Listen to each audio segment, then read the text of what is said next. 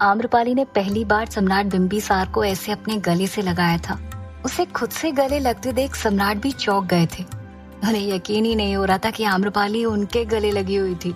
लेकिन कुछ पल बाद उन्होंने खुद को संभाला और आम्रपाली की भावनाओं को समझते हुए उससे कहा, हम समझ सकते हैं आम्रपाली, आपको भी कैसा प्रतीत हो रहा है। युवराज स्वर्णसेन, राजकुमारी मुकुंदा और राजकुमार मणिधर भी वहीं थे। वो भी आम्रपाली से मिलने उसकी तरफ आ रहे थे, लेकिन उसे सम्राट के गले लगे हुए देख वो सब वहीं रुक गए। राजकुमारी मुकुंदा ने खुश होते हुए कहा, मौसम बदल रहा है, प्रेम की ऋतुएं शुरू हो चुकी हैं। तभी युवराज स्वर्णसेन ने कहा, हमें उनके इस रंग में भंग नहीं डालना चाहिए, चलिए हम सब यहाँ से चलते हैं।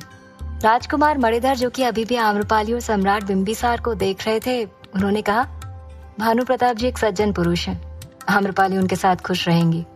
तभी युवराज ने गंभीर होते हुए उन दोनों से कहा, लेकिन आम्रपाली के साथ उनके घर के पास क्या हुआ था, हमें ये भी तो जानना है। इसलिए आम्रपाली को बाद में बधाई देते हैं, पहले सुलोचना के पास चलते हैं। युवराज की बात सुनकर राजकुमार गंभीर होते हुए कहते हैं, हाँ हम तो भूल ही गए थे, युवराज आज आम्रपाली पर हमला हुआ था, चलिए सुलोचना के पास चलते हैं। जब वो तीनों वहां से गुजर रहे थे, उनके करीब 10 कदम की दूरी पर छावनी की आड़ में छुपा हुआ सोम आम्रपाली और सम्राट बिंबिसार की तरफ देख रहा था। उसकी आंखें दर्द से भर चुकी थी। वो बिना पलक झपकाए बस आम्रपाली की तरफ देख रहा था। उसकी आंखें दर्द से भर चुकी थी। उसके लिए सांस लेना भी मुश्किल हो रहा था। तभी पीछे से उसके कान में किसी ने कहा, उन दोनों पर नजर लगाना बंद करो सुलोचना। ये सुनते ही सोम चौंक गया। उसने जब अपने बगल में देखा तो वहां राजकुमारी मुकुंदा खड़ी थी। सोम की आंखें भरी हुई थी। उसने तुरंत अपने आंसुओं को छुपाया और नकली मुस्कान लाते हुए कहा, राजकुमारी आप? राजकुमारी मुकुंदा के चेहरे पर विनम्रता के भाव थे। वो आज सोम पर संदेह नहीं कर रही थी। उसने कहा, हाँ हम सुलोचना, तुमने आज जो भी कुछ किया है उसकी सराहना कितनी भी की जाए वो सब कम है, लेकिन हम सबको जानना है कि आम्रपाली तुम्हें कहाँ और कैसे मिली। चलो हमारे साथ। ये बोलकर राजकुमारी मुकुंदा ने सोम का हाथ थाम लिया और उसे अपने साथ ले जाने लगी। सोम वहां से जाना नहीं चाहता था। वो बार बार पलट पलट कर आम्रपाली और सम्राट की तरफ देख रहा था। कुछ देर बाद जब आम्रपाली वापस साधारण महसूस करने लगी तो वो सम्राट बिंबिसार से दूर हटते हुए कहती है, भानु प्रताप जी, आपका बहुत बहुत धन्यवाद हम पर अपना भरोसा बनाए रखने के लिए। सम्राट बिंबिसार ने कहा, हमें पहले से पता था आम्रपाली कि ये प्रतियोगिता आप ही जीतेंगी, लेकिन ये बताइए कि आप कहाँ चली गई थी और आप पर हमला किसने किया? सम्राट बिंबिसार सवाल पूछ ही रहे थे कि तभी आम्रपाली छींकने लगी। उसे देखकर सम्राट बिंबिसार चिंतित होते हुए कहते हैं, बारिश में भीगने की वजह से आपको सर्दी हो गई है, चलिए अंदर चलिए, ठंड लग जाएगी। इसी दौरान जब वो दोनों नीलपद महल की तरफ गए तब वहां पहले से ही सोम, युवराज, राजकुमारी और राजकुमार उपस्थित थे। उन दोनों को आते हुए देखकर उन सभी ने आम्रपाली को बधाई दी। आम्रपाली लगातार छींके जा रही थी। सोम उदास था, लेकिन फिर भी आम्रपाली को बीमार देखते हुए वो जल्दी से रसोई घर गया और आम्रपाली के लिए काढ़ा बनाकर ले आया। तब तक आम्रपाली ने भी गर्म वस्त्र पहन लिए थे। जब वो वहां पर पहुंचा तब सम्राट बिंबिसार ने उन सबसे सवाल किया, आम्रपाली पर हमला किसने किया था और ये सब हुआ कब? इस पर युवराज ने सोम की तरफ देखा और कहा, कल बीती शाम हम लोग आम्रपाली के घर गए थे। वहीं अचानक देवी आम्रपाली का किसी ने अपहरण कर लिया था और उसके बाद फिर हम उन्हें पूरी रात ढूंढते रहे। सुबह प्रतियोगिता शुरू होने से पूर्व सुलोचना ने बताया कि आम्रपाली मिल गई है। बाकी आम्रपाली कहाँ थी और किसने ये सब किया, ये सिर्फ सुलोचना को ही पता है। युवराज की बात सुनकर सभी सुलोचना की तरफ देखने लगे। सोम ने आम्रपाली की तरफ देखा और मायूस मन से कहा, आम्रपाली जी अगर आप कहें तो क्या हम सभी को बता दें? आम्रपाली एक पल के लिए कुछ सोचने लगी, फिर उसने कहा, हाँ सुलोचना बता दो। आम्रपाली की अनुमति मिलते ही सोम ने कहा, कल शाम देवी आम्रपाली के साथ जो भी कुछ हुआ वो किसी और ने नहीं बल्कि सरना ने किया था। जैसे ही उन सभी ने सरना का नाम सुना सबके पैरों तले जमीन खिसक गई। किसी को यकीन ही नहीं हो रहा था कि सरना ऐसा भी कुछ कर सकती है। युवराज तुरंत बोल पड़े, असंभव, सरना ऐसा क्यों करेगी? तो सम्राट ने कहा, उसकी याददाश्त चली गई है, वो आम्रपाली को नुकसान क्यों पहुंचाना चाहेगी? तो सोम ने उन दोनों की तरफ देखा और कहा, हम सच कह रहे हैं, जो भी कुछ हुआ है उन सब के पीछे सरना का हाथ है और वो आचार्य सुमंत के कहने पर ये सब कर रही है। सरना के बारे में सुनकर किसी को भी यकीन नहीं हो रहा था कि सरना ऐसा कर सकती है। युवराज स्वर्णसेन ने सोम से पूछा, आचार्य के कहने पर क्यों? और सुलोचना, तुम्हें सरना पर संदेह कैसे हुआ? तो युवराज के सवाल पर सोम ने उन्हें शुरू से लेकर अंत तक की सारी बातें बताई। आचार्य के साथ गंगा घाट पर सरना को देखने से लेकर उस बारे में भी बताया जब आचार्य को उसने कहते हुए सुना कि अब आगे का कार्य सरना पूरा कर देगी। इसके साथ ही उसने बताया कि उसे सरना पर संदेह क्यों हुआ कि आम्रपाली उसके कब्जे में थी। उसने कहा, जब युवराज ने बताया कि आम्रपाली उसे नहीं मिल रही तब सरना बिल्कुल निश्चिंत दिखाई दे रही थी। इसके साथ ही जब हमने कहा कि राजा को बताना चाहिए, इस बात पर भी सरना घबरा सी गई थी। हमें तभी संदेह हो गया था कि जब युवराज और सरना दोनों ही घर के बाहर खड़े थे तो देवी आम्रपाली भला कहाँ जा सकती है। इसलिए हमने सरना को युवराज के साथ राजमहल की तरफ भेज दिया और देवी आम्रपाली को उनके घर के आसपास ढूंढना शुरू किया। और काफी देर तक ढूंढने के बाद रात को हमें देवी आम्रपाली के घर के पास से कुआं दिखाई पड़ा। जब हम उस कुएं में जाकर देखते हैं तो आम्रपाली उसी में ही थी। सोम की सारी बातें सुनने के बाद राजकुमारी ने पूछा, जब तुम्हें आम्रपाली रात को ही मिल गई थी तो तुम उन्हें राजमहल क्यों नहीं लेकर आए? तो इसका जवाब आम्रपाली ने दिया और कहा, हमने ही सुलोचना को मना किया था, क्योंकि यदि इन सब में सरना का हाथ हुआ तो महल में वापस से हमें देखकर आचार्य या सरना हमें फिर से इस प्रतियोगिता में आने से रोकने की कोशिश करते। बस इसलिए हम लोगों ने तय किया कि जब प्रतियोगिता शुरू होगी हम तभी महल वापस आएंगे। उन दोनों की सारी बात सुनने के बाद सभी आश्चर्यचकित थे।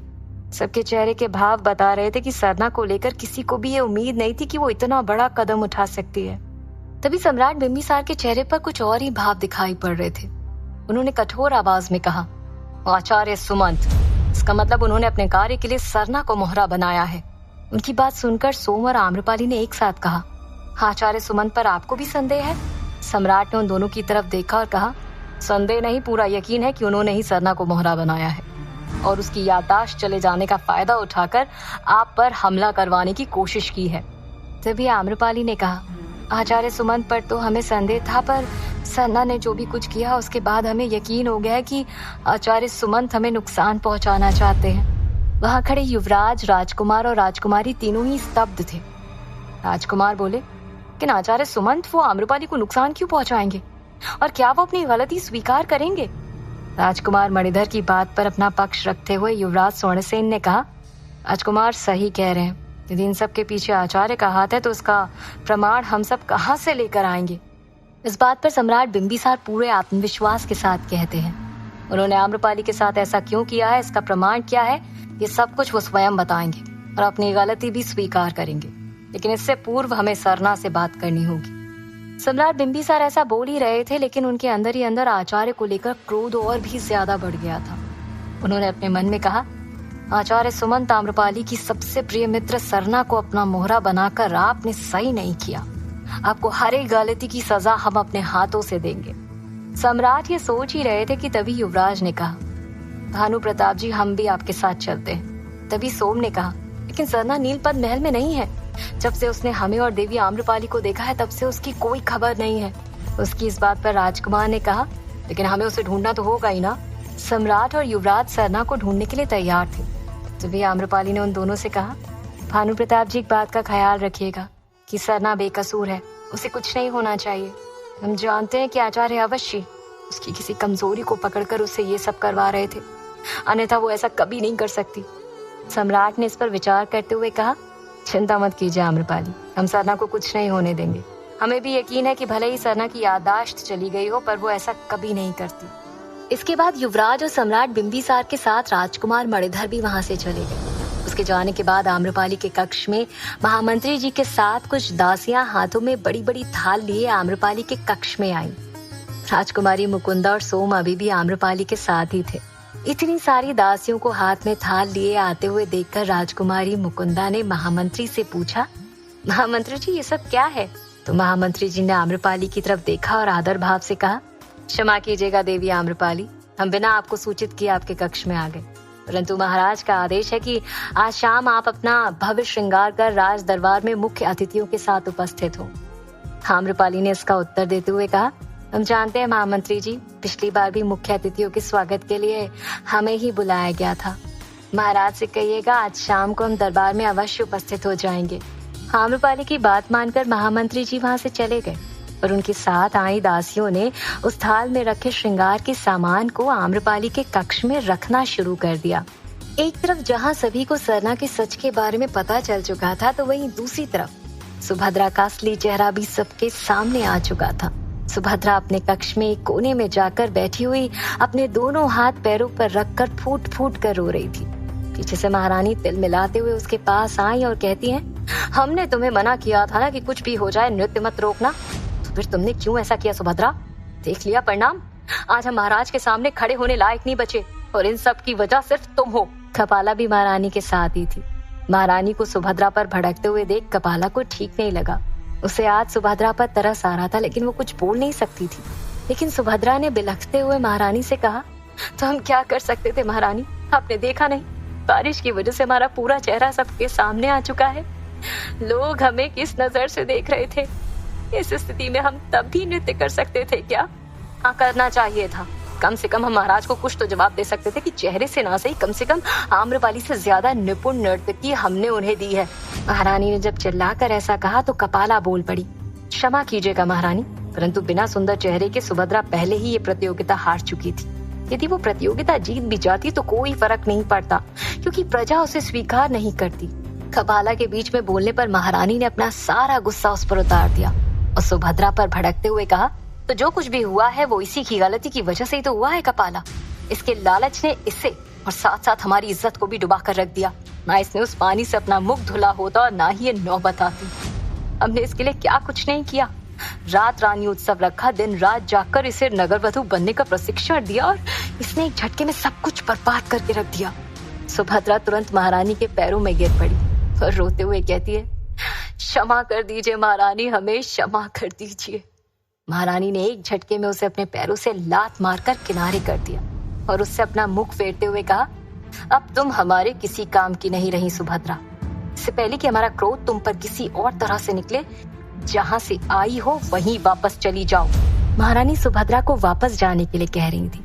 ये सुनते ही सुभद्रा के सिर पर एक साथ हजारों बिजलियां टूट पड़ी। वो महारानी के सामने हाथ जोड़कर गिड़गिड़ाने लगी और कहती है, नहीं महारानी, ऐसा मत कीजिए, हम कहाँ जाएंगे? हमारा तो चेहरा भी पहले की तरह नहीं रहा। हमारे घर वाले भी हमें ऐसे स्वीकार नहीं करेंगे। महारानी आज पूरी तरह से निष्ठुर होकर खड़ी थी। कपाला से ये सब देखा नहीं जा रहा था। तो वहीं महारानी घृणा भरे शब्दों से कहती हैं, जहाँ जाना है जाओ, परंतु हमारा पीछा छोड़ो। सोचा था कि तुम्हें नगरवधु बनाकर उस आम्रपाली से अपना पीछा छुड़ा लेंगे, लेकिन हमें क्या पता था कि तुम नगरवधु बनने तो क्या, एक दासी बनने योग्य भी नहीं हो।